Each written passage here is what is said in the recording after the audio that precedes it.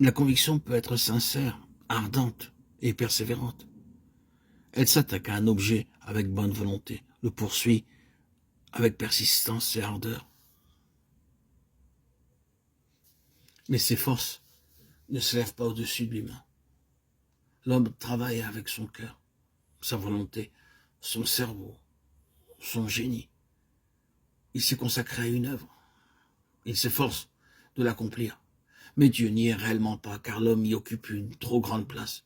Il peut plaider la cause en faveur de laquelle il travaille, avec tant de conviction, qu'il pourra toucher, émouvoir ou convaincre ceux qui l'écoutent.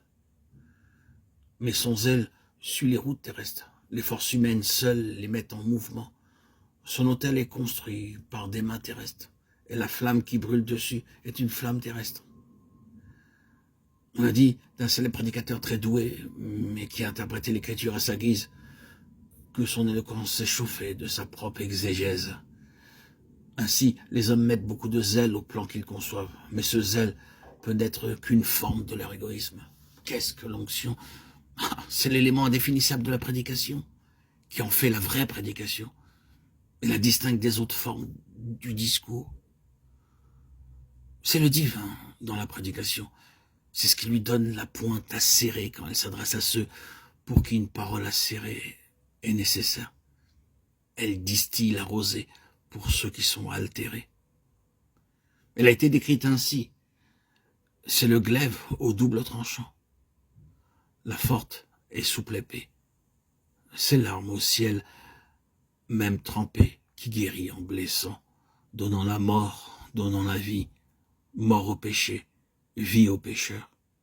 Elle allume une guerre au cœur, bientôt de paix suivie. L'onction est octroyée au prédicateur dans sa chambre de prière, et non pas dans la chambre de travail. C'est la liqueur distillée par le ciel en réponse aux prières. C'est le souffle le plus doux du Saint-Esprit qui s'infiltre, pénètre, adoucit, aiguise et calme. La parole, avec elle, devient dynamite ou sel ou sucre. Elle éclaire, illumine, accuse, apaise. L'auditeur par elle se sent ou un pécheur ou un saint. Il pleure comme un enfant et vit comme un géant. Son cœur et sa bourse s'ouvrent aussi doucement et avec autant de force que les bourgeons sous l'influence du printemps. L'onction ne vient pas du génie. On ne la trouve pas dans les auditoires d'université. L'éloquence ne la fait pas naître, ni l'industrie non plus. L'imposition des mains ne la confère pas. C'est le don de Dieu, le sceau mis sur ses messagers.